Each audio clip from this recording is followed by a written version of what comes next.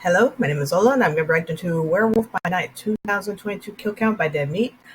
Honestly, I did not expect James to cover this, but I mean, it is kind of maybe Marvel's first approach of doing horror, yeah.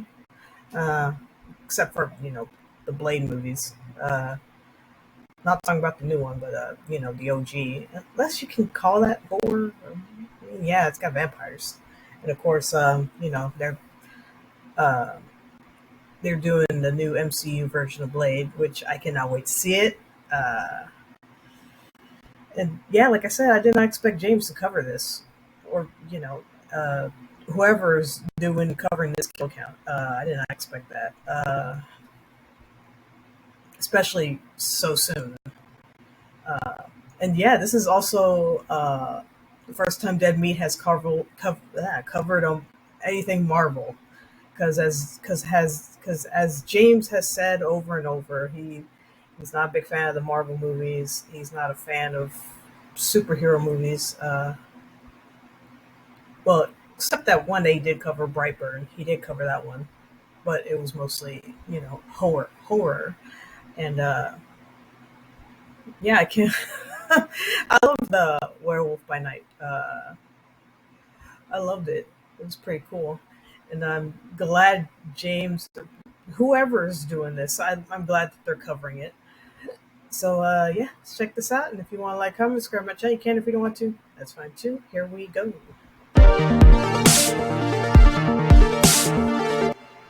Welcome to the Kill Count, where we tally up the victims in all our favorite horror media. I'm James H. Anise, and today we're looking at Werewolf by Night, released on Disney Plus in 2022. Werewolf by Night is a Halloween special set in the Marvel Cinematic Universe. Director Michael Giacchino wanted to approach it like an episode of The Twilight Zone. It follows a group of monster hunters beset by a beast on the grounds of a gothic manor. Werewolf by Night is based on the comic character of the same name, one of many Marvel spins on classic monster tropes, alongside characters like Nakantu the Living Mummy, and Count Dracula himself. Appropriately, this special is also a tribute to classic movie monsters, with black and white cinematography evoking universal horror films, especially The Wolfman, which I recently covered on this show. With Marvel being the cultural juggernaut that it is, I think it's awesome that they made this special. Hopefully, it'll get more people into horror movies and black and white films. Marvel has dipped its toe into horror before, giving Sam Raimi the reins on Doctor Strange in the Multiverse of Madness. That movie had awesome kills for sure, but its constant juggling of different heroes prevented it from fully committing to the genre. While we did a commentary track for Doctor Strange 2 on the DeadMeat Patreon, I won't ever cover it on the Kill Count, mostly because it's too steeped in the MCU's expansive lore. In contrast, Werewolf by Night works as a completely standalone special, without any prior comic knowledge required to enjoy it. I know everyone searches for connectivity and we want this person in here and this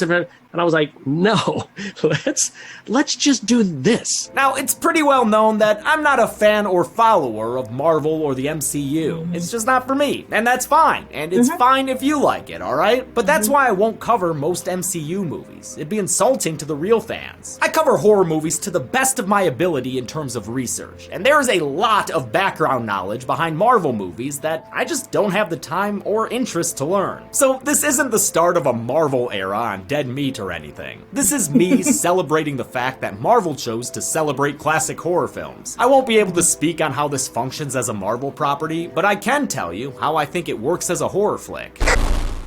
The known sponsorverse, with its grooming and hygiene. But what of smelling more than clean? In our modern kill count, this is where fragrances dwell, alongside the hosts who wield them in the fight against bad smell. But who will wield the most powerful weapon? Today's sponsor, Scentbird. What? No, we don't have to fight over Scentbird. Oh, you don't? I thought it was going to be Dr. That's what's Squatch. so great about it. Scentbird is a monthly subscription service that sends you a 30-day supply of a designer fragrance each month. So we can both subscribe and try new scents. Like I've discovered I really like this Pegasus fragrance, which smells like amber, jasmine, and sandalwood. Hey, my sense of wood fragrance also smells like sandalwood. Gotta love sandalwood. I never would have known that if I had to buy the full $240 bottle at first. But now we can both subscribe and keep experimenting with new scents cents every month. So one day I'll find the scent of my dreams, theme park water. Oh, like on Pirates of the Caribbean? It's the best. Normally Scentbird is $17 a month, but you can get your first month for a little over $7, that's a 55% savings, by using code DeadMeat. Want to try my orange blossom garden? Ooh, please. Ooh, Nice. notes of orange and vanilla. Oh, you like that one? Well, you better fight over it, right? Come on, right? No. Damn it! What's a narrator gotta do to get a little violence in here? That's it, I'm out. Huh, guy should have stuck around, because if he wants violence, we've got it. Now let's see how many kills a werewolf can pull off under Marvel's supervision. Yeah, that's also another thing that I love about it. It's not too attached to the MCU, so if like you're just getting into it, you can still enjoy the special. It's pretty cool. The special begins with a universal horror spin on the classic MCU intro. An old-timey narrator takes us through the Marvel Nomicon and reveals that there be monsters in this universe, and monster hunters too. Chief among the hunters is Ulysses Bloodstone, this Simon Belmont-looking Bigfoot bumper offer. Bloodstone's weapon of choice is a magic rock of the same name, but his recent death means the rock and ruby is up for grabs. A pack of hunters has gathered at Bloodstone Manor for Ulysses' funeral. The gang's all here. Gruff Scottish guy, charming quiet guy, David Bowie? Late to the party is Jack Russell, played by Gael Garcia Bernal, who was recently seen in M. Night Shyamalan's Old. Also here, hoping to claim her birthright stone, is Ulysses' daughter, Elsa Bloodstone. Like Larry Talbot before her, Elsa is the black sheep of her family. Her stepmother Verussa scolds her for her lack of Bloodstone family values. You were the greatest disappointment of his life. These monster mashers have gathered for a ceremonial hunt, and the rules are outlined by a Zoltard and weathered-looking Ulysses. I often don't like the comedy in the Marvel movies I've seen, but I do dig the dark humor of this imagined-feared corpse. I'll be rotting for you. The Clockwork Crypt Keeper explains that an unknown beastie will soon be released on the manor grounds. Whoever manages to kill it will become this group's new leader and inherit the Bloodstone. The other hunters are annoyed that Elsa gets to participate, since she forfeited her right to the stone when she ran away from home. The desperate house widow is cool with it though, since this Halloween Havoc is a battle royale. That means these battle bus riders will also be hunting each other. To the death! Elsa and Ulysses Bloodstone are based on Marvel Comics characters of the same name. Ulysses first appeared in 1975 as an immortal monster hunter who had a fragment of the Bloodstone embedded in his chest, Tony Stark style. His daughter would appear in 2001, riding on the coattails of fellow teenaged monster slayer Buffy. In this, she's aged up and played by Laura Donnelly, who was a huge fan of horror and spooky stuff. One of the most important things in my entire life is Halloween, so it forms the deepest essence of who I am, and so at that point it was just like, great, yeah, Marvel, okay, fine.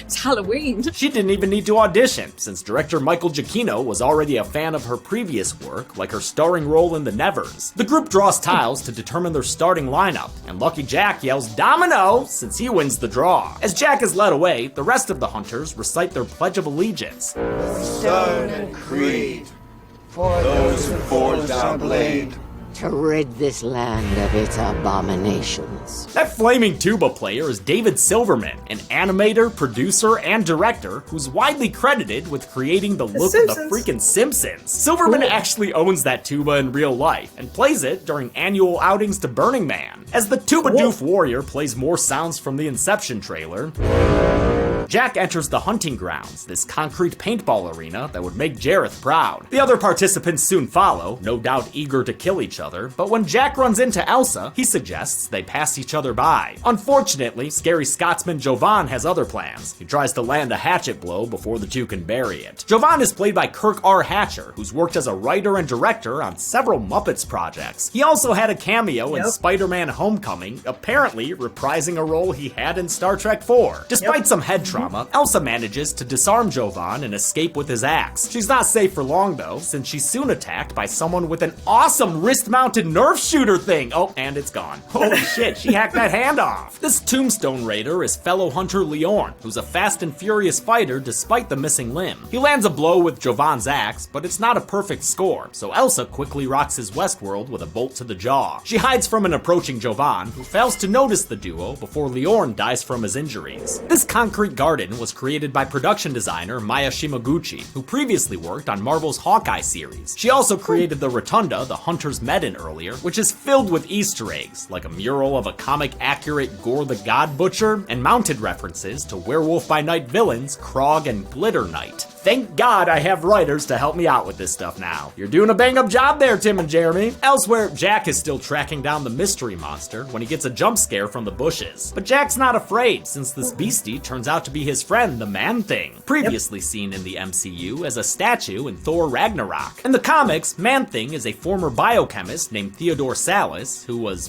fused with the Florida Everglades during a botched super soldier experiment? Sure, okay. Man-Thing originally appeared in the first and only issue of Marvel's Savage Tales, based on a pitch by Stan Lee and a story by comic writers Roy Thomas and Jerry Conway. A second story was written by Conway's then roommate Len Wein, the man who would go on to create DC's Swamp Thing. According to Thomas, the similarities did not go unnoticed by Marvel, but the characters were ultimately different enough that the company didn't pursue legal action. Man-Thing is hot and bothered by the Bloodstone, which has been stuck to his back as part of the hunt. Jack intends on breaking his buddy out with an explosive, but is forced to flee when he's chased by fellow hunter Azrael. He escapes the towering tigress and takes refuge inside a mausoleum where Elsa is trying to patch up her leg wound. Jack gains her trust with the tying of a tourniquet, and the two bond over their family drama. All families have something in common.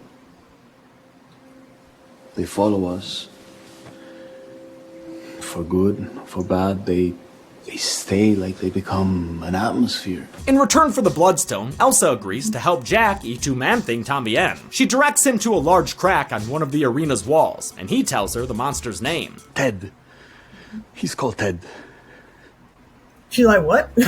Oh, so Ted is both the doctor and the monster. Got it. Jack accidentally starts the countdown on his explosive, sending the two running in opposite directions. Elsa comes across Jovan, and the two have a brief standoff that's quickly interrupted by Ted. Ted burns up Jovan's head with a crispy grip. Now that's one smoking Scotsman. This power comes straight from Man-Thing's comic tagline. Whatever knows fear burns at the touch of the Man-Thing. Elsa's definitely feeling some fear right now, but she befriends the monster with some flattery. Ted?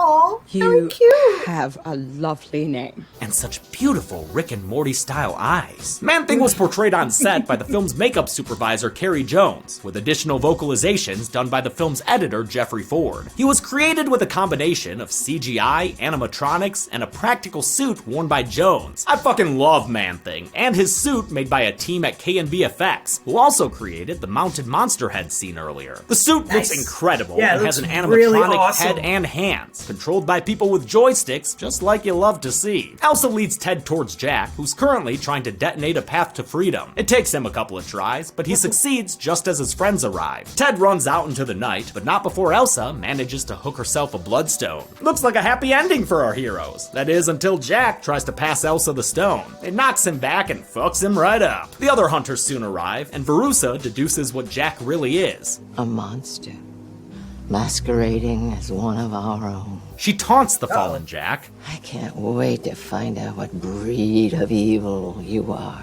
And the pair are knocked out with some cattle prods by Verussa's henchmen. Oof, that's got a cigarette burn. Jack wakes up from his science of sleep studies inside a big birdcage with Elsa. If his canine name or mannerisms didn't give it away, Jack Russell is the titular werewolf by night, cursed to transform every full moon. Jack's got a pretty good handle on it though. He locks himself away to avoid hurting innocents and keeps careful track of moon phases in his lunar cycle diaries. The next full moon is in 5 days.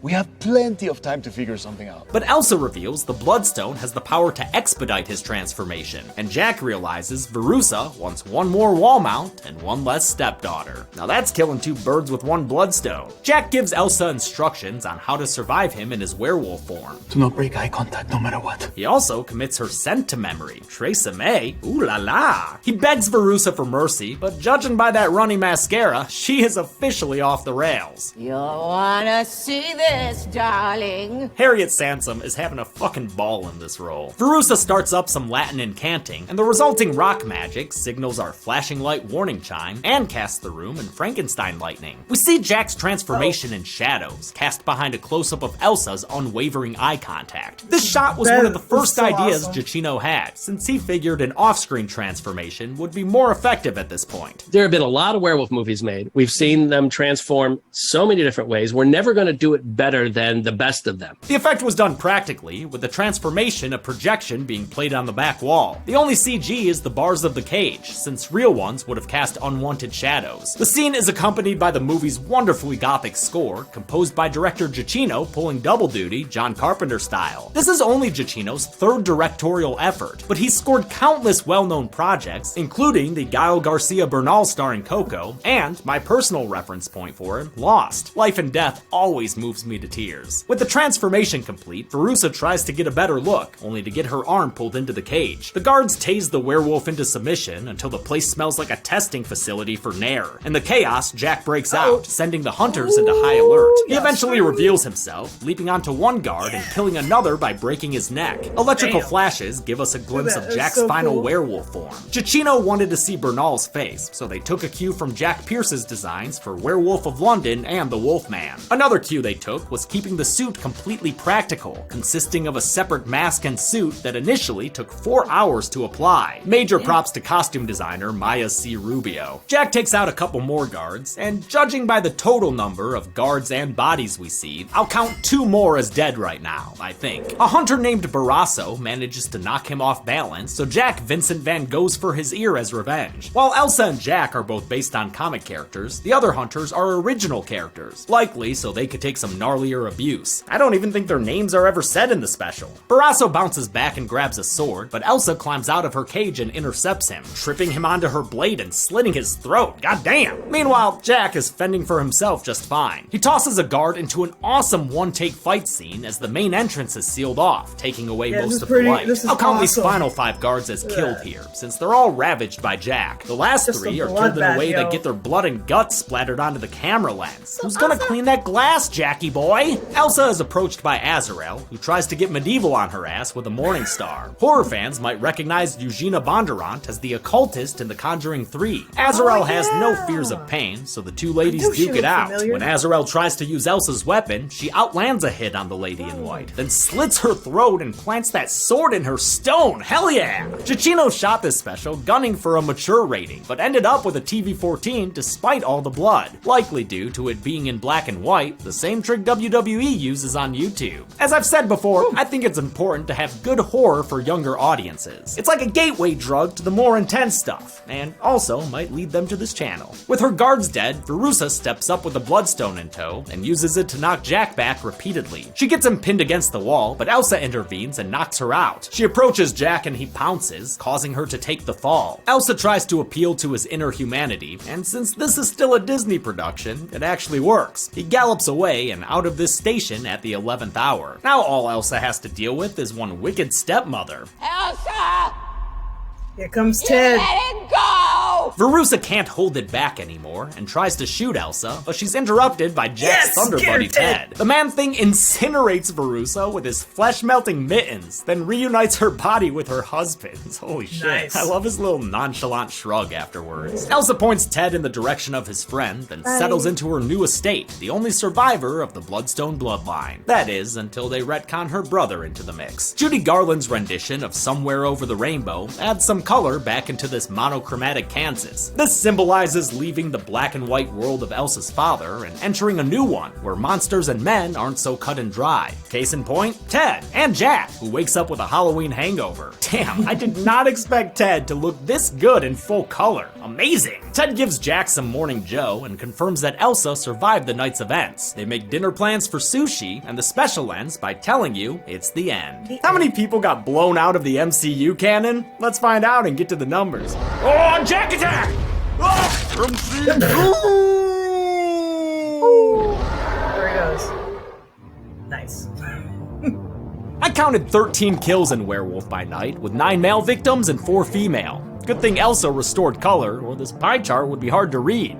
As far as killers go, Ted the Man-Thing toasted up 2 victims, Elsa sliced her way through 3, and Jack Russell wolferized the remaining 8, who were all guards. With a runtime of 53 minutes, that left us with a kill on average just over every 4 minutes. I'll give the golden chainsaw for coolest kill to Verussa. It's a perfectly over-the-top send-off to a perfectly over-the-top villain. Dull machete for lamest kill will go to the rando guards, who I guess got killed when Jack was batting them around. And that's it. Werewolf by Night came out earlier this month, and I'd be down with seeing more horror in the MCU.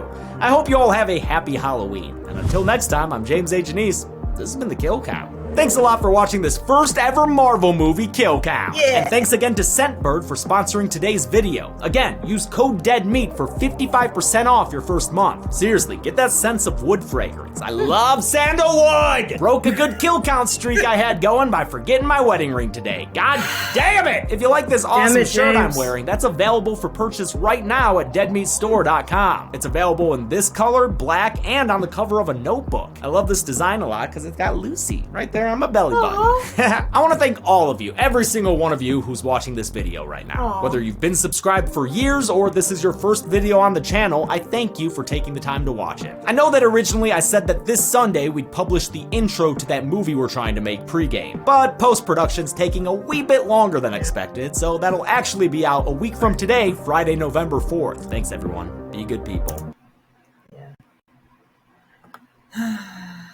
Yeah, I hate that what's going on with the DeadMeat channel, man. Like, with all these copyright claims, copyright strikes, like, man, freaking sucks, because, man, this is such a great channel, man. And, yeah, hopefully in the future, James is able to cover more, more Marvel, horror movies or specials or whatever, I mean, pretty soon we are going to get Blade anyway. I mean, I think it's coming out next year, I think. Which, that is going to be awesome. And yeah, like I said, really, really sucks, man. I hate what's going on, man. And it's not just James's channel, man. Lots of other channels are being affected by this, man. It freaking sucks, man. But at least we are getting at least something for next month. We're getting, I think James said 2 episodes for next month, which at least that's something. It's better than nothing, man. Or the channel just getting like shut down forever. Like, at least it's not none of that. At least we're getting something. All we can do is just be grateful for that. And I know I am. And I love James. I love this channel. I love all the kill counts. It's like I said, it's sad what's been going on lately. It's really messed up, man. But it's like, what else can we do? Just make do with what we got. And yeah, I was surprised that he covered this kill count, that he covered this special. I wasn't expecting it to be like this soon, or for it to ever happen. Like, and I'm glad he did it. It's pretty awesome, pretty cool.